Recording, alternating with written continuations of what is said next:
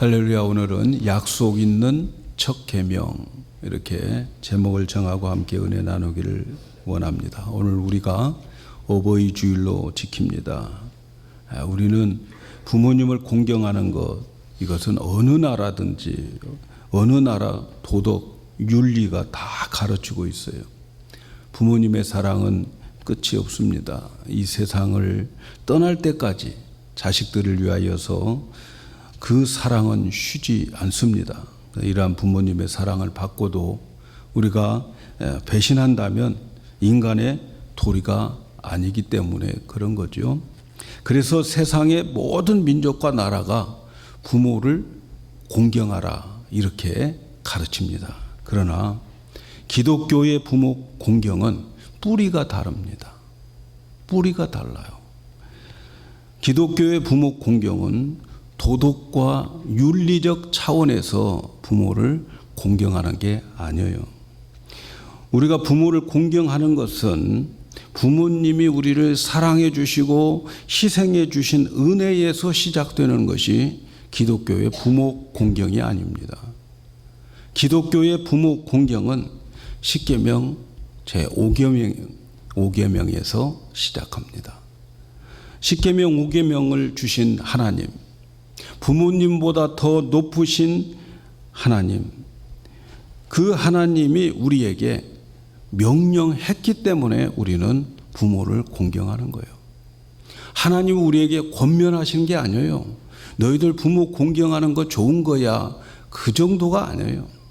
부모님보다 높으신 하나님께서 우리에게 명령하시는 거죠. 내 부모를 공경하라. 그렇게 명령을 하시고, 그리고 그 명령을 지키면 복을 주시마 이렇게 약속해 주셨는데, 그 복은 이 땅에서 복을 받으며 장수하는 것이다 이렇게 말씀합니다. 그래서 우리는 하나님의 이 명령인 부모 공경으로 인하여서 하나님이 약속해 주신 그 축복을 받는 우리 가정, 부모님과 우리 자녀들이 다 되어야 될 줄로 믿습니다. 먼저 생각해 보려고 하는 것은 왜 이 약속이 약속 있는 첫 계명인가 하는 것을 잠깐 생각을 해 보려고 하는데, 왜 이 계명이 약속 있는 첫 계명일까요? 우리가 아는 대로 십계명은 2개의 돌판에다가 하나님이 직접 써주신 거죠. 하나는 분명히 1계명에서 4계명까지 하나님에 대한 계명이 거기에 기록되어 있을 것이고, 또 하나는 5계명부터 10계명까지 우리 인간과의 관계에 대해서 기록한 말씀이 있을 겁니다. 그래서 1계명에서 4계명은 하나님과 우리 인간의 관계에서 우리가 지켜야 할 하나님의 명령이고, 그리고 5계명에서 10계명은 우리 사람과 사람 사이의 윤리를 거기에 기록해서 지켜라 이렇게 말씀하는데, 그런데 이 두 번째 그 돌비에 사람과 사람 사이에 지켜야 할 윤리 가운데에서 첫 번째가 바로 내 부모를 공경하라 하는 그러한 말씀이 거기에 기록되어 있습니다. 그래서 인간과의 제일 첫 번째 계명은 부모 공경이다 하는 말씀을 하고 있기 때문에 그게 약속 있는 첫 계명이다 이렇게 말씀하는 거죠. 그래서 하나님은 이 하나님에 대해서는 첫 번째가 우상을 섬기지 말라. 하나님 제일 싫어하는 것은 우상인 거죠. 우상이 뭡니까? 하나님보다 더 사랑하는 것, 하나님보다 더 귀하게 여기는 것, 하나님보다 더 사랑하는 모든 것들은 우상일 수 있어요. 자식이 우상일 수도 있고, 남편이 우상일 수도 있고, 애인이 우상일 수도 있고, 하나님 하여튼 우상 섬기는 거, 그게 첫 계명인데, 이 두 번째 인간들에게 있어서 주시는 첫 계명은 내 부모를 공경하라 하는 것이 첫 계명이지요. 그것은 부모 공경 없이 인간 관계를 성공할 수 없다는 거지요. 자기 부모에게는 불효 자식이면서 친구들끼리는 우리 의리 지키자, 그거가 없다는 거지요. 부모에게 불효하면서 다른 사랑을 이야기하는 건 인간관계에서 이미 실패한 거라는 거죠. 인간관계에서 제일 첫 번째 중요한 것은 자기 부모를 공경하는 것에서부터 시작하는 거죠. 자기 부모 공경하면서 우정도 사랑도 이야기하는 것이지, 부모에게 효도하지 않고 부모에게 불효하면서 우리 우정 논하고 의리 논하고 그런 건 없다는 거죠. 그래서 이 왜 약속 있는 첫 계명인가? 그것은 우리 인간의 관계에 있어서 첫 번째가 부모 공경하는 거다. 이것을 우리에게 강조하고 있는 거죠. 또 하나의 다른 면으로 보면 이 10계명 중에서 약속이 덧붙여진 이 계명은 5계명밖에 없어요. 내 부모를 공경하라. 다른 모든 계명들은 모두가 다 무엇을 하지 말라 하는 그런 계명, 그런 명령으로 끝나는 거예요. 또 무엇을 하라 하는 걸로 끝나는 거예요. 그런데 부모 공경하라 하는 계명에 대해서는 부모 공경하면 복을 받고 또 주어진 땅에서 장수하게 될 것이다. 이 약속이 덧붙여져 있기 때문에 약속 있는 첫 계명이다. 이렇게 말씀하는 거지요. 이 세상에서 복받고 오래 살려고 모든 사람들이 다 노력을 합니다만, 그러나 자기 부모에게 효도하지 않으면서 복받고 잘 되기를 바라는, 장수하기를 바라는 그러한 그것은 없다는 거죠.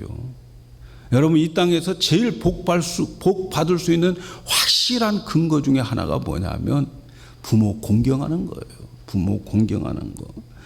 하나님께서 10계명 중에서 이 계명만 부모를 공경하라. 그러면 너희들이 복을 받고 그리고 이 땅에서, 주어진 땅에서 오래오래 살 것이다. 이렇게 말씀하고 계신 거죠. 그래서 부모 공경, 효도는 하나님께서 약속하신 확실한 축복을 받는 통로고 축복받는 길이라는 것을 아셔야 돼요. 이 계명을, 이 명령을 지키라고 하는 것은, 이것을 명령으로 하시는 것은 여러분, 하나님이 얼마나 우리에게 복을 주시기를 원하시는 하나님인지 몰라요. 그렇지 않으면 그냥 권면했을 거예요. 그런데 명령이란 말이죠. 명령을 통해서 하나님은 우리에게 복 주시기를 원하고, 이 땅에서 하나님이 주어진 그 생명이 길기를 원하는 거죠. 두 번째 생각해 보아야 될 것은 왜 부모님을 통해서 축복의 통로로 만드셨는가 하는 거예요. 왜 부모님을 통해서 나의 축복의 통로가 되게 하셨을까? 첫째는 부모님은 하나님의 대표자라는 거죠. 우리 부모님은 하나님을 대표하는 이 인간 사회에서 하나님이 정해주신 말씀 관계인 거예요. 부모님을 배반하는 것은 하나님을 거역하는 거예요. 부모님을 배반하면 하나님 거역하는 거예요. 그래서 부모님 배반하는 자들, 이런 불효한 자식들에 대해서는 성경은 굉장히 엄하게 다스리고 있어요. 신명기 21장 18절 이하를 보면은 부모의 말에 순종하지 아니하거나 부모의 징책도 듣지 않으면 부모가 그를 잡아서 장로들에게 고발을 하게 되는 거예요. 장로들에게 고발을 하게 되면 어떻게 되는가? 이렇게 기록되어 있어요. 부모의 말에 순종치 아니하거나 부모의 징책도 듣지 않으면 부모가 그를 잡아서 성읍 장로들에게 데리고 가서 고발하면 그 자식은 성읍에 있는 모든 사람들이 돌로 쳐 죽이라. 이렇게 엄하게 명령했어요. 부모 말 안 듣고 부모가 시키는 대로 안 하고 부모가 벌을 줘도 안 받으려고 그러고 이런 사람들은 돌무덤을 만들어 버려라. 동네 밖으로 데리고 와서 모든 사람들이 그에게 돌을 던져서 그를 돌무덤 만들어 버려라. 그래서 모든 사람들이 보고 부모 공경하는 것에 대한 경각심을 심어주게 하라 하는 말씀이 있습니다. 또 부모를 때리는 자, 부모를 때리는 자식은 내다 죽여라. 밖에다가 내다가 돌무덤 만들어서 죽이라는 거죠. 부모를 저주하거나 미쳤다고 욕하는 사람은 증인 2명만 있으면 끌어내어서 쳐 죽여라. 그래서 이런 악을 다시는 없도록 아주 엄하게 명령하셨어요.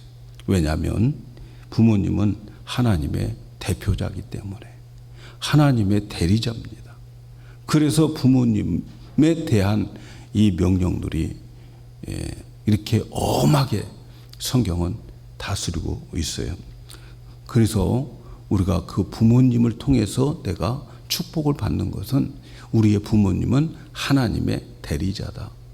이것을 잊지 마셔야 됩니다. 두 번째는 부모님은 하나님의 대행자로 축복권을 주셨어요. 성경을 읽어보면 자식들을 향해서 아버지가 복을 빌어주는 대로 자식들이 복을 받습니다. 부모는 하나님께서 주신 복을 자녀들에게 선포할 수 있고 자식들은 그 선포한 대로 복을 받게 되는 거예요. 그래서 이삭은 야곱과 에서에게 복을 빌어줍니다. 축복해 주는 거죠. 그래서 야곱도 자기 12명의 자식들에게 한 사람씩 그 사람의 신앙과 경건과 효성에 따라서 다 각각 다른 복을 축복해 주는 것을 우리는 볼 수 있습니다. 그런데 야곱이 자기 자식들에게 복을 빌어주는 그 기준을 보면 어디까지나 얼마나 아버지의 마음을 기쁘게 했느냐에 따라서 그 자식들을 위해서 복을 주는 것을 보게 됩니다. 자식들이 잘못했고 아버지 마음을 아프게 했던 거, 아버지는 그들에게 표현하지 않지만 죽을 때에 기도해 주는 것을 보니까 그 자식들이 행했던 이것을 아버지의 마음에 다 기록해 놓고 있는 거예요. 그리고 그들을 축복할 때에 그들의 행위대로 축복을 해 주더라 하는 것을 우리가 볼 수 있어요. 그래서 그 복을 분배할 때는 이 아버지의 마음이 얼마나 그 마음에 가지고 있는 기쁨으로 해주느냐 하나 따라서 다 달라졌어요. 평소 때 아버지의 마음을 아프게 했던 자식들 있었어요. 근데 보니까 죽을 때에 축복이 아니고 거의 저주 비슷한 기도를 해주더라고요. 요셉도 자기 자녀들을 위해서 복을 빌어주는데 그 복 빌어준 대로 그들이 복을 받습니다. 이렇게 자녀들을 부모가 축복을 빌어주는 축복권을 부모님이 가지고 있습니다. 그러므로 우리 부모님의 마음을 기쁘게 해드림은 부모님께서 나를 위해서 기쁜 마음으로 복을 축복해주는 그러한 나의 복받는 길이 되는 거예요. 그래서 부모님 기쁘게 하는 거예요. 다른 건 몰라도 하여튼 부모님을 기쁘게 해야 돼요. 이삭이 나이 많아가지고 이제 축복을 해주려고 할 때에 에서에게 야 가서 사냥해가지고 맛있는 음식 가지고 해서 와라 그렇게 요구를 했어요. 왜 그런 요구가 필요하겠어요? 그냥 해주면 되는데 그가 그렇게 요구하는 것은 나를 기분 좋게 하라 하는 거예요. 내가 맛있는 것 먹고 기분 좋은 마음으로 즐거운 마음으로 마음껏 축복해 주겠다 하는 마음에서 에서에게 가서 사냥해서 그래서 요리를 만들어 와서 그래서 나에게 가지고 오라 마음껏 축복해 주겠다 하는 거죠. 얼마나 마음껏 복을 빌어주는가 하면은 이 나중에 보니까 말이죠. 야곱이 속여가지고 이삭에게 축복을 받아버리잖아요. 그런데 그때 축복해 줄 때에 그 이삭은 마음껏 정말 있는 모든 복들을 다 한꺼번에 쏟아 부어줬어요. 축복해 줬어요. 나중에 에서가 속은 줄 알고 아버지께 와서 아버지 나에게 남은 복 있지 않아요. 빌어주지 않는 거라도 좀 주세요. 그럴 때 뭐라고 그래요? 이때에 이삭이 뭐라고 합니까? 아니야. 내가 다 야곱에게 다 복을 주어버렸다. 아무리 애원해도 없다고 하고 말아요. 아버지가 기분 좋아가지고 다 축복해 주어버린 거죠. 여러분은 부모님에게 복을 받고 있습니까? 아니면 욕을 먹고 있습니까? 한번 생각해 봐야 되지 않겠어요? 우리 부모님들도 자식에게 복을 빌고 있습니까? 아니면 속으로 막 화가 나가지고 저주를 퍼붓고 욕하고 있는지 여러분 우리는 서로가 생각해 보아야 되지 않겠습니까? 우리는 부모님에게 축복권이 있음을 우리 자식들은 잊어서는 안 되고 그래서 부모님 마음을 어쨌든 기쁘게 해드려야 돼요. 말도 이쁘게 하고 행동도 이쁘게 해야 되는 거예요. 셋째는 나를 가장 사랑하시는 분이 부모님입니다. 이 세상에서 나보다 더 많이 사랑하시는 분은 하나님이고 그 다음에 부모님입니다. 부모님은 나보다 더 사랑한다고 하는 사실을 아셔야 돼요. 누구보다도 나를 사랑하셨던 분이 부모님입니다. 우리는 그 사랑을, 그 진실한 사랑, 그 희생적인 사랑, 그 사랑을 우리는 받았어요. 그래서 끝까지 자녀들이 잘 되기를 바라는 이 사랑이 부모님의 사랑이에요. 오래전에 제가 들은 이야기예요. 저도 속을 뻔했어요. 사실은 강남 버스 터미널에 있을 때에 아주 곱게 입은 노 부부가 내가 시골에 내려가려고 하는데 얼마가 부족하다고 그러더라고요.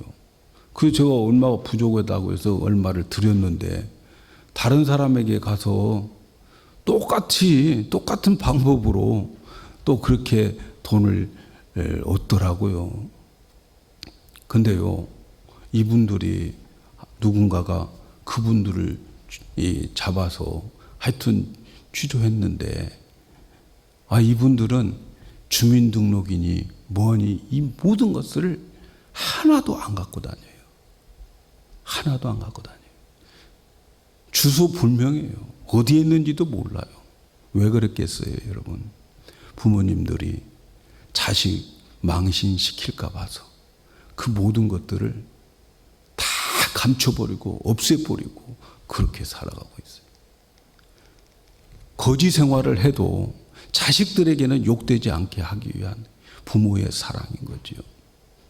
부모님들의 사랑과 희생은 여러분 끝이 없습니다. 끝이 없어요. 그런 사랑을 배신한다면 하나님이 가만 놔두겠어요? 가만 놔두겠냐고요. 하나님의 사랑을 가장 잘 표현하는 것이 부모님의 사랑입니다. 물론 하나님은 우리 부모님보다 나를 몇천 배 더 사랑합니다. 이 보이는 부모를 사랑하지 않고 그리고 하나님을 사랑한다고 말하는 것은 다 거짓이에요. 거짓입니다. 하나님이 인정하지를 않아요. 하나님 사랑합니다 하면서 자기 부모는 엉망으로 또 그냥 내팽개치고 그렇게 있다면 하나님 하나님 사랑합니다. 그거 하나님 인정하지 않아요.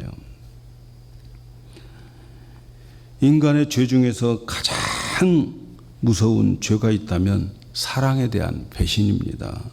높은 사랑, 너무 귀한 사랑 받고도 배신한다면 하나님 용납하지 않죠. 우리 인간들도 용납하기 쉽지 않습니다. 오늘은 바로 부모님의 사랑을 깊이 깨닫고 감사하는 날이 되기를 바랍니다. 나를 가장 사랑하신 분이 부모님이다 하는 사실을 기억하면서 보이는 부모님을 사랑하는 자는 하나님의 사랑도 깨달을 수 있다 하는 사실을 기억해야 되겠습니다. 또 한 가지 우리가 이제 생각해 보아야 될 것은, 그렇다면 부모님을 공경하는데 어떻게 공경해야 될 것인가 하는 것을 생각해 보아야 되지 않겠습니까?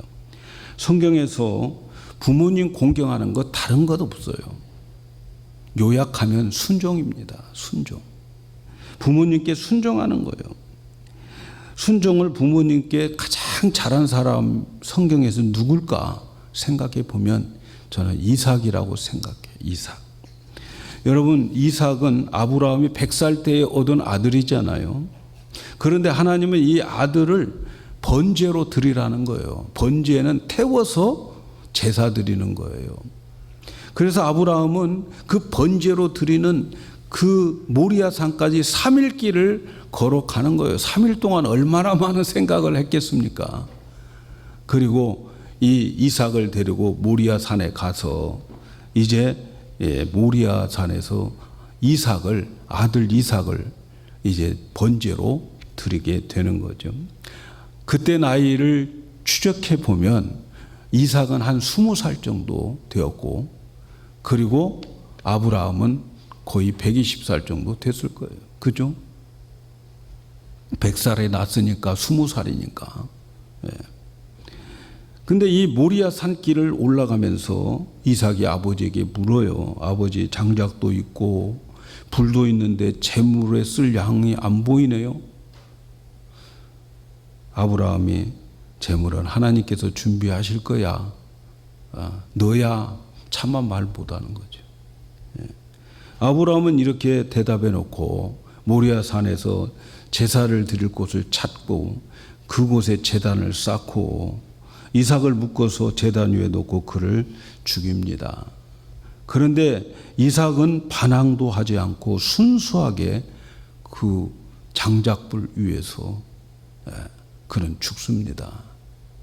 우리 성경에는 나와 있지 않지만 전해오는 이야기에 보면 아브라함이 제단을 쌓고 이삭에게 이렇게 말했다고 그래요. 이삭아, 내가 너를 사랑하고 있다는 거 아니? 이삭이 예, 알고 있습니다. 얼마나 사랑하는 걸로 알고 있니? 물어보니까 아버지 목숨보다 더 사랑하는 줄 압니다. 이렇게 대답을 하는 거예요. 좋다. 그러면 내가 시키는 일을 다 너를 사랑하기 때문에 하는 거야. 알지? 알겠습니다. 그러면 이 장작 위에 올라가라. 그리고 그를 죽이려고 했다는 거예요. 그래서 이 이삭이 예, 알았습니다 하고 장작 위로 올라갔어요. 여러분, 전해 내려온 이야기지만 얼마나 아름다운 순종의 모습입니까? 만일 이런 일이 오늘 있었다면, 오늘날 현대판에 이런 일이 있었다면 요즘 자식들 어떻게 대할까? 예? 아버지 도망했어요? 이러지 않겠어요? 아버지 나이도 들어가지고 귀가 잘못했어요. 잘못 들으신 거예요 하고 도망가 버렸을 것 같다라는 생각이 많이 들어요. 그런데 이삭은 아버지의 그 거룩한 명령에 따라서 제단 위에서 누웠다는 거예요. 이렇게 해서 이삭은 장차 하나님께서 바칠 예수 그리스도의 표상이 된 거지요. 그리고 그 모리아산 그곳이 지금 십자가에서 예수님이 돌아가신 그 갈보리 그곳이라는 거죠. 그곳이었어요.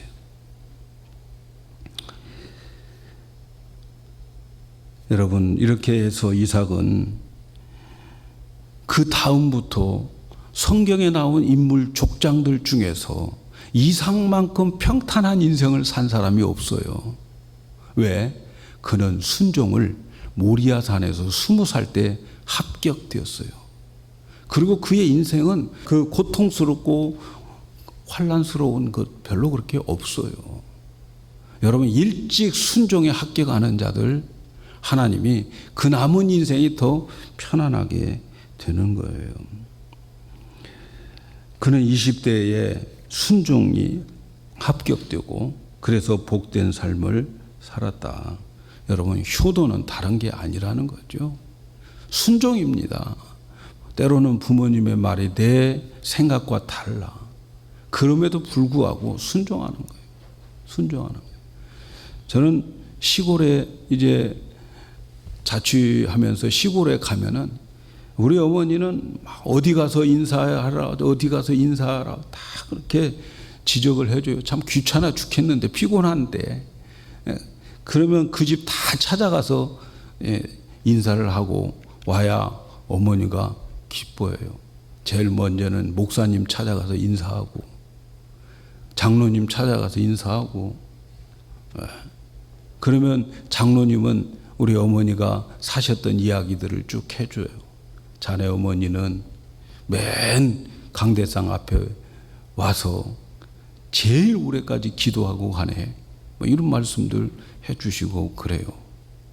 그래서 하기 싫어도 안 해도 될 것 같은데 내가 갔다고 뭐 알아줄까?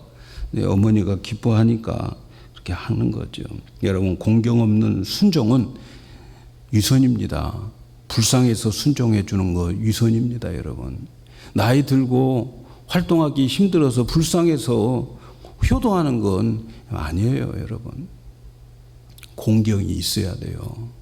공경이 하는 마음, 존경하는 마음, 높이 떠받치는 마음 없이 순종하는 것은 가짜입니다. 그래서 우리는 순종을 통해서 우리 복을 받아야 됩니다. 두 번째, 부모 공경하는 법은 부모님의 훈계를 잘 받아들이는 것입니다. 여러분, 부모님의 교훈을 받지 않는 자식은 사실 자식이 아니에요.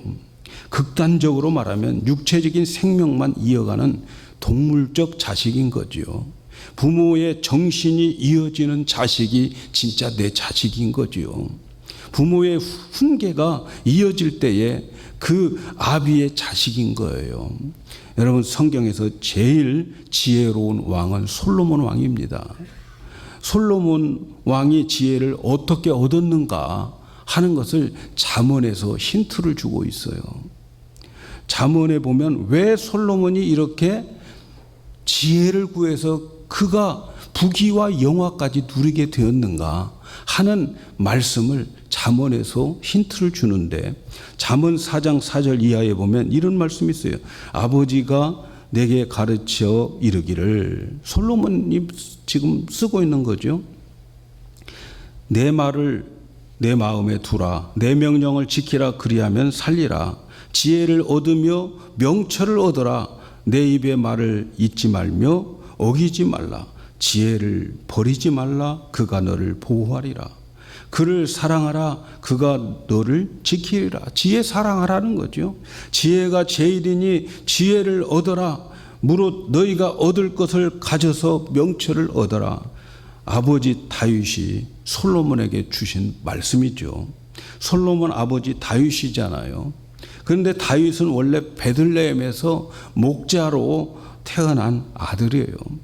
어렸을 때에 용맹이 있고 또 사나운 짐승들과 싸워서 아버지의 양을 지키는 그러한 용맹스러운 사람이었어요. 물맷돌 하나로 골리앗을 물리치는 그러한 이 용맹스러운 이 소년이었어요.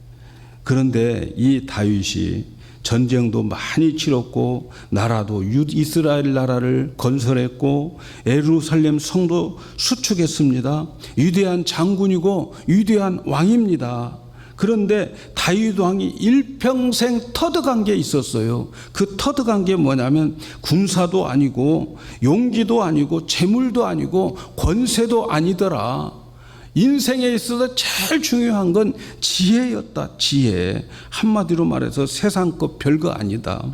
인생 다 살았을 때에 그가 얻은 인생의 교훈이 지혜를 얻는 것이 최고다. 이것을 다윗이 교훈 삼은 거죠. 그리고 한평생 살아오면서 얻은 결론을 자식들에게 이야기를 해주는 거예요. 자식들에게. 다 살았을 때에 자기가 얻은 그 교훈, 지혜가 최고야, 지혜. 이것을 자식에게 물려주는 거예요. 뭐라고 물려주세요? 야, 지혜가 최고다. 지혜가 제일이니까 지혜를 얻어라. 이렇게 이 솔로몬에게 계속 자녀들, 솔로몬뿐이겠어요? 다른 자녀들에게도 다 가르쳐주고 이야기를 했던 거예요. 그런데 이제는 나이가 지나서 이제 왕이, 솔로몬이 왕이 되는데, 솔로몬이 왕이 될 때 21살입니다. 21살 때에 그는 하나님께 일천번제를 드리고, 그리고 난 다음에 하나님께서 그에게 나타나서 야, 너 소원이 뭐냐?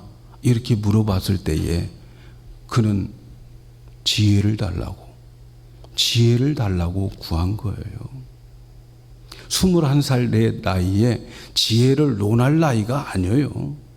그런데 그는 지혜를 달라고 그렇게 하는 거죠. 보통 사람은 지혜 말할 나이가 아닌데 지혜를 달라고 해요.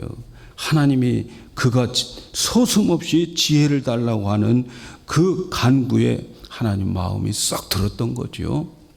그래서 하나님께서 부귀와 영화도 너에게 다 주겠다. 그래서 그는 지혜의 왕이요, 이 세상에서 솔로몬만큼 부귀 영화를 누린 왕이 없어요. 그 솔로몬은 어떻게 했습니까? 그에게는 그 부모에게 순종하고 또 부모의 훈계를 들음으로 인하여서, 부모의 훈계를 귀하게 여김으로 인하여서 그렇게 그는 복을 받은 사람입니다. 여러분, 솔로몬이 지혜를 얻게 된 동기 이제 아시겠죠? 아버지의 훈계를 마음에 받고 들었기 때문이다. 사랑하는 여러분, 오늘 우리가 읽은 말씀에 약속 있는 첫 계명이라고 말씀합니다. 너는 너희 하나님 여호와의 명한 대로 내 부모를 공경하라. 그래야면 내가 하나님 여호와에게서 준 땅에서 생명이 길고 또 복을 누리리라. 복 받기를 원하십니까? 부모 공경해야 되는데 우리 부모님 안 계십니까? 말틴 루터와 그리고 종교 개혁자들은 우리 이 세상을 살아가는 모든 인간들에게는 네 종류의 부모가 있다고 그래요. 첫째는 나를 낳아준 육신의 부모가 나의 부모입니다. 그리고 둘째는 영적인 부모님이 있어요. 교회 교역자, 목사, 나에게 영의 양식을 주어서 길러주는 목사님. 그래서 미국 사람들은 신부를 파더라고 부르고 있어요. 근데 우리가 성당에서 뺏겨버렸어요, 그 단어를. 근데 패스터 뭐 이렇게 부르고 있지만 우리에게 영적인 부모가 있습니다. 세 번째는 우리에게 지식을 전달해주는 사부, 선생님, 스승님이 계십니다. 저도 스승님을 한 분을 대학교 때 제가 어렵고 힘들 때 납부금을 빌려줬던 교수님이 계시는데, 제가 어버이 주일을 맞이해서 전화를 했는데 시골 농장에서 일하고 계시는데 일하시면서 전화를 받더라고. 향년 94세. 건강하게 일하고. 전화하자마자 알아듣. 고맙네. 그렇게 말씀하시면서 이렇게 일을 해야 운동해서 건강해져 그러시더라고. 스승님, 우리의 부모님입니다. 그리고 나라를 다스리는 국왕, 국부라고 말합니다. 그 나라의 임금은 우리의 아버지다. 이렇게 말틴 루터와 종교 교역자들은 말하고 있습니다. 그래서 왕을 아버지라고 했어요. 왕은 백성에게 존경받아야 되고 백성은 왕을 왕으로, 아버지로 존경하는 그 나라가 복받는다라는 거죠. 우리는 이러한 부모님들을 공경하게 될 때에 나라가 복을 받고 또 사회가 복을 받고 그리고 가정과 개인이 복을 받을 줄로 믿습니다. 우리는 부모님을 공경함으로 이렇게 가정이 복을 받아야 되겠고, 하늘의 아버지를 공경하고 또 땅의 부모님을 공경함으로 인해서, 순종함으로 인해서 그 훈계를 마음에 두면서 살아갈 때 복이 됩니다.